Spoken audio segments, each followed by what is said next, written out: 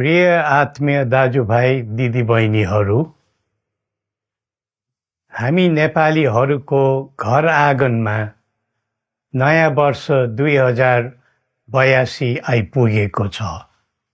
नयाँ घाम, नयाँ ज्योति, नयाँ उत्साह लिएर आएको नयाँ वर्षको उपलक्ष्यमा देश तथा विदेशमा रहे बसेका सम्पूर्ण नेपालीहरूको सुख र शान्तिको मङ्गलमय शुभकामना।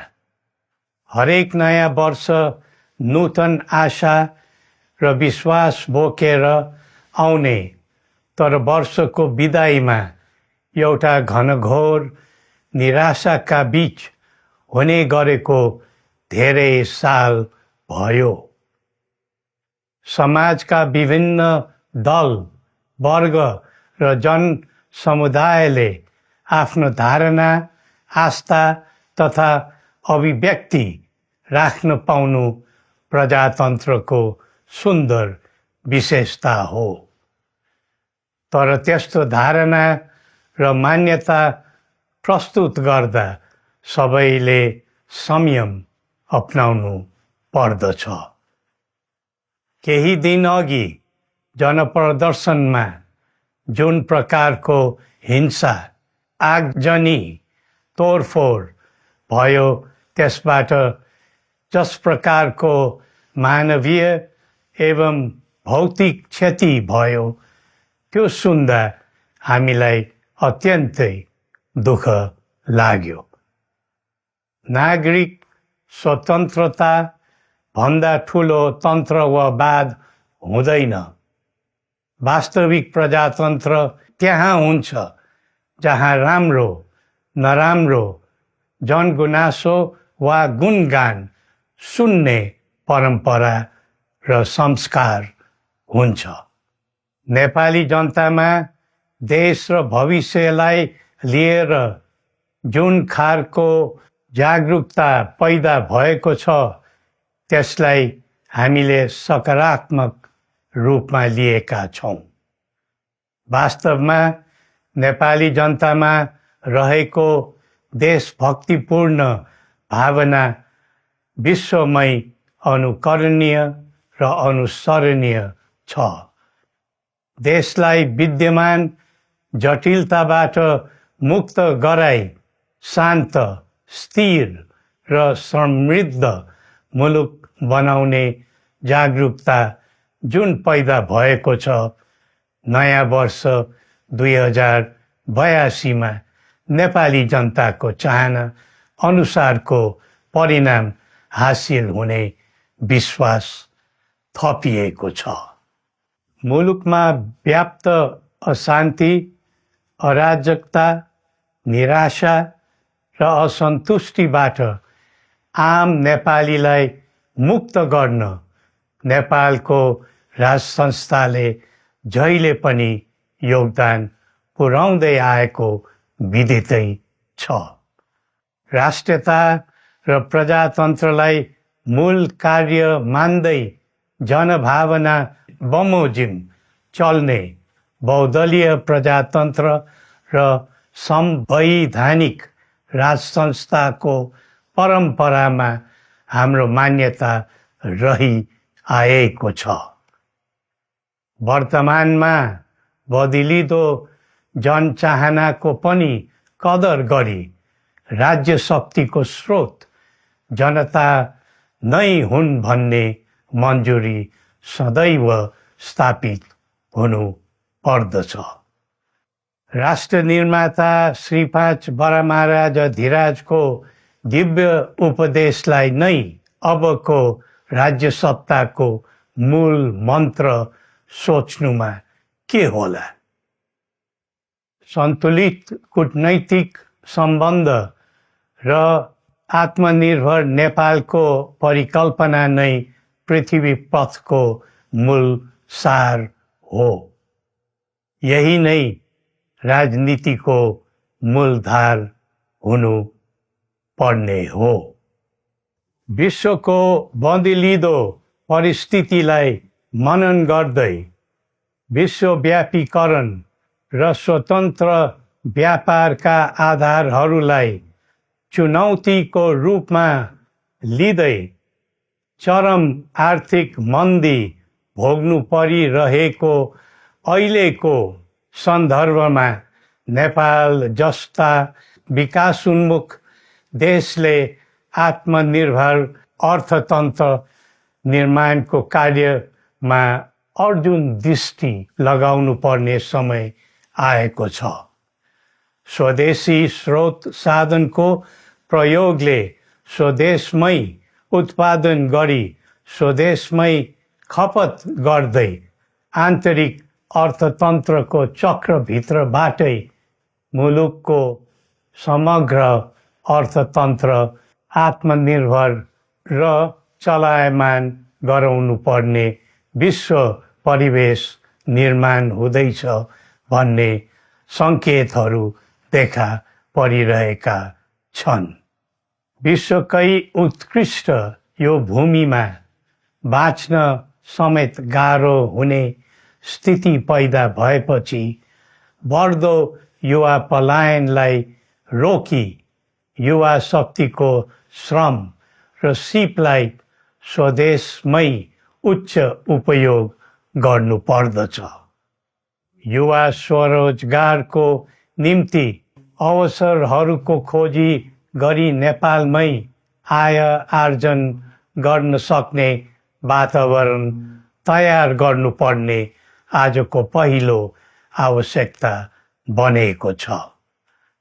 सबै नेपालीको तन, मन र ध्यान त्यसैमा लगाउनु परेको छ। विश्वभरि छरिरहेका नेपालीहरू एकताका सूत्रमा बाँधिन अब ढिला गर्नु हुँदैन। आफ्ना ज्ञान, सिप र सामर्थ्य मात्र होइन, त्यहाँ आर्जेको पुँजी, स्रोत र साधन समेत नेपालमै लगाउनु पर्दछ भन्ने भावना सबैमा जागृत गराउनु परेको छ। प्रकृतिले दिएको स्वर्ग जस्तै सुन्दर हिमवत् खण्ड नेपाल सिँगार्न र विकासको विपुल फुक्न कसरी लाग्ने र लगाउने स्वदेश फर्क स्वदेश नै स्वर्ग भन्ने अभियान चलाउनु पर्ने आजको आवश्यकता भएको छ। जनभावना र चाहना बुझी मुलुकको समग्र संरचनामा नै हेरफेर र सुधारका कदम चाल्नुपर्ने तथ्य स्पष्ट देखिन्छ। शिक्षा, स्वास्थ्य र दैनिक कामकाजका पद्धति र प्रणालीहरूमा आमूल परिवर्तन र सुधार गरी यिनको आधुनिकीकरण अनिवार्य भइसकेको छ। युग प्रविधिको हो, सावधानीपूर्वक उपयोग गर्नु सकेमा राष्ट्रको योगदानमा ठुलो टेवा पुग्न सक्नेछ। सुशासन र भ्रष्टाचार मुक्त प्रशासन मूल नारा हुनु पर्दछ। हामी अस्थिरता, अशान्ति, अराजकता, विपन्नता र भ्रष्टाचारको अन्त्य चाहन्छौँ। त्यसका निम्ति नेपाली जनताबाट हुने हरेक प्रयासहरूमा एकबद्धता रहनेछ। मुलुकको गिर्दो अर्थव्यवस्था, रुग्न हुँदै गएको औद्योगिक उत्पादन, बढ्दो राष्ट्रिय ऋण र बेरोजगारी, रक्षात्मक बन्दै गएको राष्ट्रियता, राष्ट्रिय एकता, सामाजिक सद्भाव, मौलिक धर्म, संस्कृति तथा जनस्तरमा बढेको निराशा, असन्तुष्टि हाम्रो चिन्ताको मूल विषय हो। नागरिक पलायनसँगै पुँजी पलायन, भ्रष्टाचार र व्यथिति देशले थाम्नै नसक्ने स्तरमा झाँगिएको छ। यो स्थितिमा नयाँ वर्षलाई उपलब्धिमूलक बनाउनु हामी सबै नेपालीको सामूहिक र एकताबद्ध प्रयास अपरिहार्य भएको छ। नेपाली बीच द्वन्द्व नहोस्, परस्पर अविश्वास र हिंसाको दुःखद मनोस्थिति नबनोस्, देशवासीहरू कुनै पनि नाम र न्युहुमा ध्रुवीकृत नबनुन् भन्नेतर्फ हामी सदैव सचेत र संवेदनशील छौँ। नेपालीको एकतामा नै नेपालको भविष्य निहित रहेको यथार्थलाई हामीले आत्मसात गरेका छौँ। सबैले यही वास्तविकतालाई आत्मबोध गर्नुपर्दछ भन्ने ठान्दछौँ। हाम्रा आह्वान हामी कसैको निजी स्वार्थपूर्तिका निमित्त होइन, कुनै खालको सैद्धान्तिकवाद वा विचारको होइन। समग्र राष्ट्रको स्वाधीनता, समग्र जनताको सम्प्रभुता तथा नेपाल र नेपालीको सुखमय प्रतिष्ठाको निम्ति हो। आफ्नै प्रकारको अग्रणी राष्ट्र हामीले नै बनाउने हो अनि आफ्नो स्वतः र अस्तित्व हामी आफैले उठाउने हो। संसार धेरै अघि बढिसक्यो, तर हामी यो वा त्यो वादको चक्रव्यूहमा फँसेका छौँ।